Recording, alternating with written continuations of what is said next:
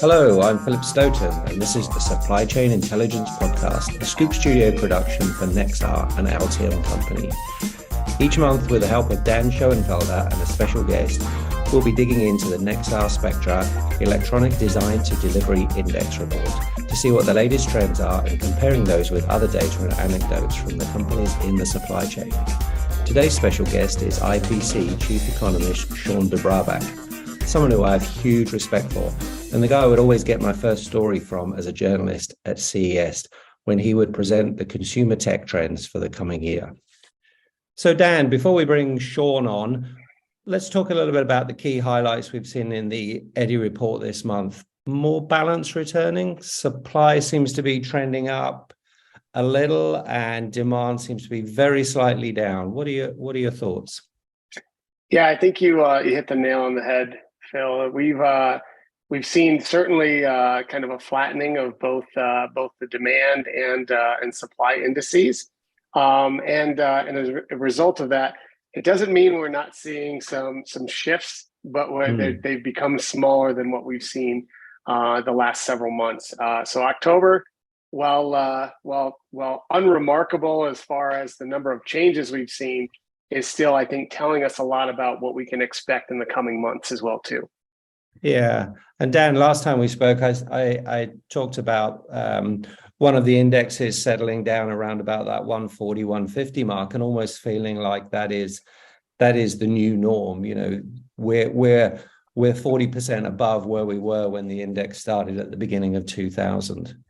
Yeah, Phil, you're exactly right. The demand index for October is around 142, meaning it's 42 points above pre-pandemic of January 2020 baseline. And so we're seeing that demand remains elevated. However, what we also saw is of the 9 high-level categories that we do track, 6 of them remained exactly flat from the month prior from a demand perspective. So we're really seeing in the market what we believe is that new normal. Whether that will last remains to be seen, but certainly demand remains elevated. Yeah, it's interesting, Dan, isn't it? We've got to figure out how many months of stability we get in a row for us to say that's kind of the new normal and that's where we belong. Let's bring Shawn in at this point. Shawn, thanks so much for joining us today. Absolute pleasure to see you. Big fan of all your work, so appreciate that. Not so much a big fan of some of the quotes I've seen from you recently. One that particularly stood out for me was the your recent economic report that said 25% of electronic manufacturers believe we're currently in a recession. Is that based on what they're hearing from their customers, what they're seeing in trends? Give me a little bit of an overview there. So I think we're in a really interesting situation where electronics manufacturing has been very healthy. To Dan's point, demand has been very strong. I think we also, in the metrics that we track, see a slowdown, but I like to say that slowdown is, at least for now, happening very slowly.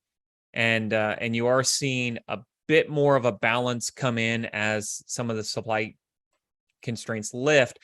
At the same time, despite what looks like a very good environment and what historically would have been considered a very good environment, you have executives, I think, doing a very good job of talking themselves into a recession. There's been so much discussion about recessions that it has, for many, become an inevitability, that if we aren't already in recession, certainly we will move into recession. If you look at that research that we published, only 12% of respondents say that we won't go into recession at all. So most think that we are either in recession. 40% say we'll be in recession by the end of the year, and the remainder that get us up to 88% think that recession takes place next year. I think it's based upon just their own sentiment, based upon their own worries and concerns that the growth is slowing, and they see the growth slowing, and they're worried that growth slowing may accelerate and even drop in some effect. So I'm not yet in the camp that a recession is inevitability, It's hard to imagine that we see a stiff and hard recession when you still have, in North America, you still have good job growth, you still have strong demand. Yes, we have seen services start to come back. Consumers are spending on services, and so that's taken some of the wind out of the sail for goods. But to Dan's point, demand for goods is still strong. Now you look outside the U.S. and there are other dynamics at play. Yeah. The war in Russia, the war in Ukraine, Russia's invasion of Ukraine is a significant headwind. High energy prices in Europe are driving up inflation rates significantly in certain countries. So there are some real headwinds that we're facing in Europe. Parts of Asia have slowed. So there are, dynamics at play that do seem to want to usher in a recessionary environment. Dan, when you look at the trends in terms of impacting consumer spending, does that trickle through to different groups of components? When I talk to EMS companies, they're saying there are very strong sector by sector differences. Are there components that indicate to us that particular industries are suffering more? I think so. Certainly, we track things at a commodity level more so than an industry level. But I think the trends can be seen in those commodities and where those products are utilized most. And one of the categories we track very closely is microcontrollers. They show a huge indication of where a variety of vertical markets are headed because their adoption across several. But what we're seeing specifically in the demand side of things is that demand is dropping for microcontrollers. And I think that is a counteract to what we're seeing in supply, where supply is increasing for microcontrollers at the same time. Lead times are coming down and availability is becoming something that is more reasonable. That said, within the same category, we're seeing several companies that have lead times that are still a year out in the future, and very unpredictable supply chains at this point in time. And some of the macro conditions that Shawn mentions are without question contributing factors that make planning extremely challenging at this point.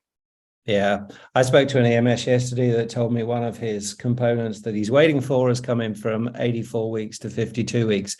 He said, it doesn't matter to me. I still don't got it. So I still can't build those products.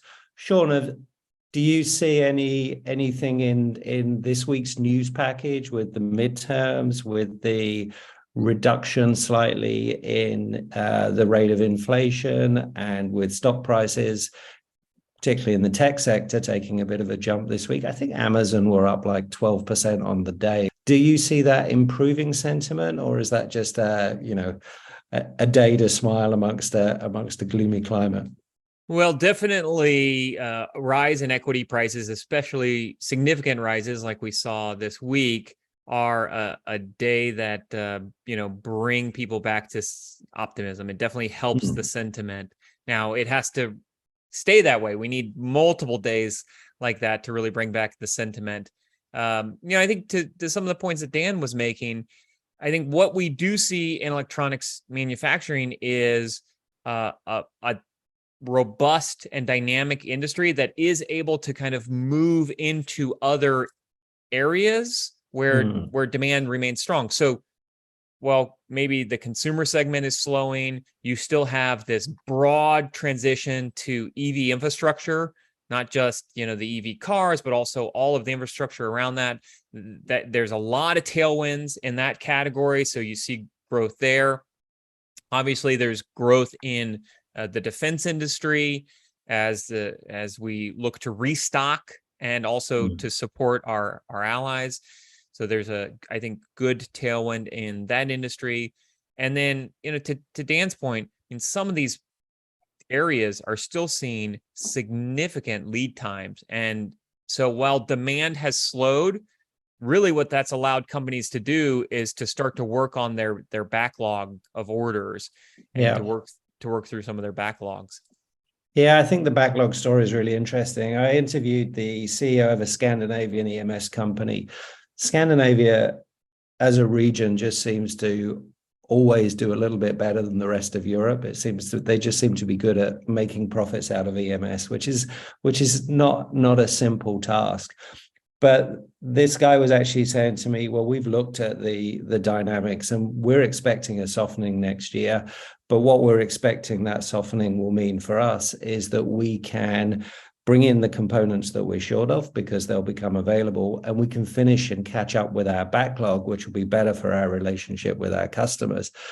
And then if we do have a softening that lasts 12 months and it picks up next year, we're in great shape, and we really like that dynamic. So that's kind of an interesting story, Dan, that kind of balances us against what's going on. Do you think that's typical, or do you think that's maybe an exception? Well, I think there's going to be a limited capacity to respond to current demand. There aren't a material number of capacity enhancements that are happening at the component manufacturer level that are impactful in the short term. Yeah. We hear about investments in fabs. We hear about investments in high-end semiconductors, but those investments probably will not impact our supply chains for 2 to 5 to maybe even 10 years in some cases. So what you're seeing is, while demand is softening some, the supply is not catching up at the same rate. So you have, within our indices, you have categories like microcontrollers that we mentioned before, like sensors, like discrete semiconductor products that still are far below the baseline for the index of January 2020. So we're seeing a softening of demand some, but the supply side is not responding as fast, or will not be able to, because of the capacity constraints and component manufacturing. Yeah. And capacity takes a long time to bring on in these particular sectors, and much as there's investment from both the companies and government incentives, that just takes time to filter through, and that's that's slowing the process. When I look at the dynamics in different regions, it's very difficult to predict. I'm living in Australia, but I'm British, so I look to what's going on in the UK with not very positive vibes. It's just the strangest economy at the moment. We've just had the prime minister that's had the shortest run in history. So it's a little bit chaotic there. But when I look elsewhere, there's definitely a lot of stuff happening that's changing where things are being manufactured, geopolitics, issues with respect to China, the US banning certain devices and chips with respect to AI and things like that. So there's lots of movement there. The countries that I'm told are gaining the most, or the 3 countries I'm told that are gaining the most out of this are Mexico, Vietnam, and India. And India is a really interesting one. We've seen Apple shifting some of their manufacturing there. Shawn, do you see those trends as being temporary, or do you see these as some big long-term shifts in terms of the geography of our supply chains? I think the geography of the supply chain is going through a structural change. Now, it's important to recognize that the supply chain is always evolving. We're always making adjustments. But what's happened over the last 20 years is that we made our supply chains long in order to reduce costs. And so we squeezed costs out of the model.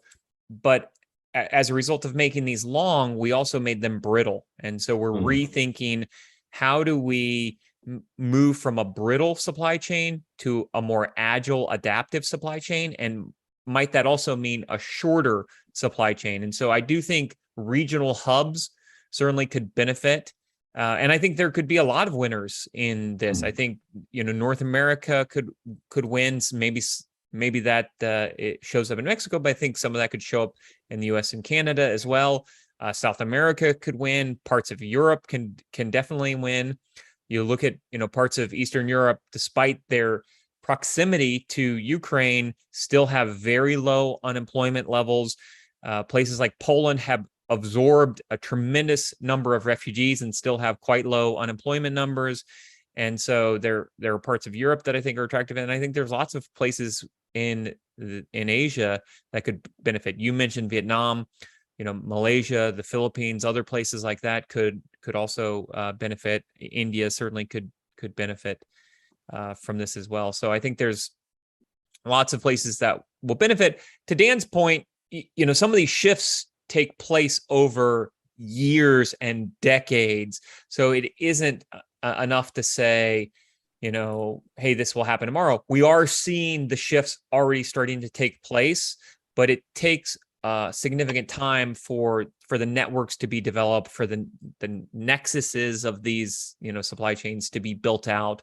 And so I think we're in the process of that. I think the conversation we have in 5 years will be significantly different, looking at how production has shifted. And in the midst of all of this, we're ushering in the factory of the future at a time when we're shifting supply chains, and so shifting supply chains really means capital investment. And that's the other thing that makes me generally optimistic, especially over a longer period of time on places like the US economy, because you've got a lot of investment that's going to have to be deployed in order to build out these supply chains and to build out the infrastructure for the next iteration of innovation, whether that's the transition to carbonless energy sources and renewables and EVs and other things like that, or whether it's being driven by the next phase of manufacturing and automation and augmenting humans. So I think there's a lot of really interesting things. And then, of course, in all of these transformations, technology is playing a key and central role. And so there's a chance to benefit there. So to Dan's point about demand remaining strong, I think that definitely could have some really interesting momentum in the years to come, even if we do see a bit of a blip in terms of a recession. Yeah, there's a lot of dynamics, a lot to unpack there. I absolutely agree with the short supply chains. One of the things you mentioned is carbon emissions and the environment, and the idea of short supply chains is certainly potentially has a big positive sustainability impact, which I think is really exciting. But the whole industry 4.0 trend, I think, is interesting. We started talking about that 10 years ago at Hanover Fair or wherever it was, and we haven't really seen that much dividend. But I think over the last year or so, a lot of available technology has caught up, and we're seeing that, and that may flatten the differential with respect to low-cost labor regions and stop us chasing low-cost labor around the world, which perhaps allows us to have a more positive impact in the US, but also in Western Europe. And we're definitely seeing a renaissance there. And somehow that seems to have matched up with a consumer sentiment that they want to see more responsible, shorter supply chains, and they want to see goods perhaps produced more locally. What are you seeing in the international dynamic, Dan? You've got a kind of a feel for what's going on there, and you can see where the supply chains are being built up. Yeah, so I mean, there are some dominant geographies that are drivers of activity, drivers of the data that we see represented in our data, and certainly, I think that the most stable has been the U.S. and North America. We've seen much more volatility out of Europe than we saw in the years leading up to the pandemic, and I think that's going to continue.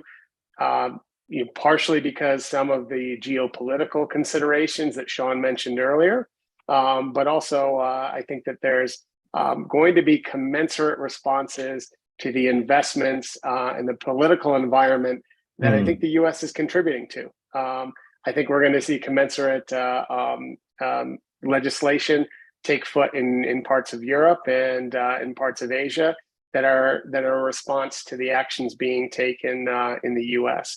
So it'll be very interesting to see how that contributes to a combination of a shift, but also into what I hope is not isolationist practices amongst different geographies. Mm. And it's really interesting, just to wrap up, when we spoke last week to Akhil Altikar, he talked about the current situation being the best example, or the most accurate example, of the bullwhip effect he'd ever seen. And maybe some of the trends that we've seen in the data just shows that we are kind of coming towards the latter part of the ripple of that bullwhip effect that we've seen from the pandemic. Last word to you, Shawn. What do you see as the key trends, and what should we be looking out for in the next 2 to 3 months as we get towards 2023 and try and figure out what we can predict in our supply chain for next year? If you look at the research that we just published, while there is a significant portion of respondents that in the electronics manufacturing space that see a recession as inevitable, there's still a lot of uncertainty about how long that recession is going to last. So about a third say, hey, this is going to be under 6 months.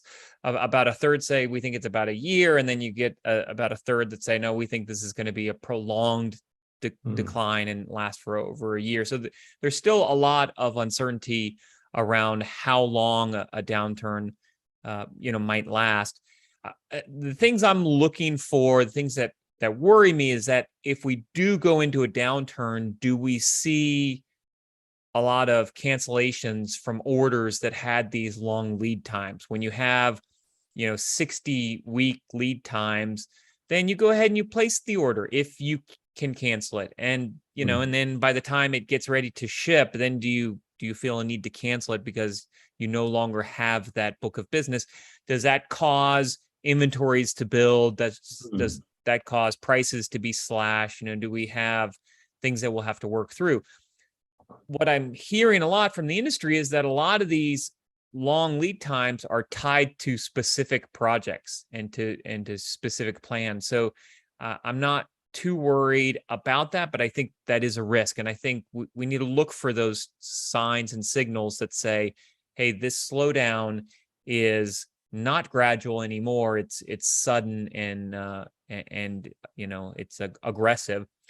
I think we can all manage a slowdown, especially if it's not a prolonged slowdown. So I think what we need to guard against is something that happens abruptly and aggressively. Yeah, and something that is kind of self-escalating. And Dan, we talked in the past about the impact of inventory, about the huge amount of work in progress, about the potential order hang that's out there, and it'll be interesting to keep an eye on the numbers and see the impact of those, because that has a real effect, doesn't it? Yeah, absolutely. I think that the data we've amassed and are making public with the EDDI, I think, are great figures to keep a finger on the pulse of a couple of key indicators of where the market is headed.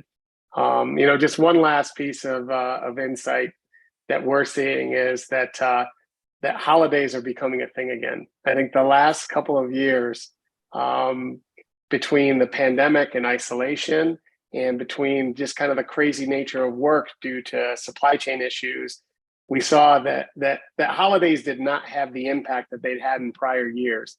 Yeah. That trend is not continuing in 2022. This, particularly in the second half of the year, people are going on vacation. They're taking time with their families or to do the things they enjoy away from work, and so I think we're going to see a little bit more of an impact from the holiday season this year to productivity, to demand, than we've probably seen in years past. And I'm happy to share those results once we hit the days after those holidays. Okay, well, guys, thanks so much. What a wonderful note to end on. Holidays are back. There you go. You heard it here first. Guys, thanks for your time. Pleasure to talk to you, and look forward to chatting again soon. Thanks a lot. Subscribe now to get these valuable insights delivered to your inbox monthly.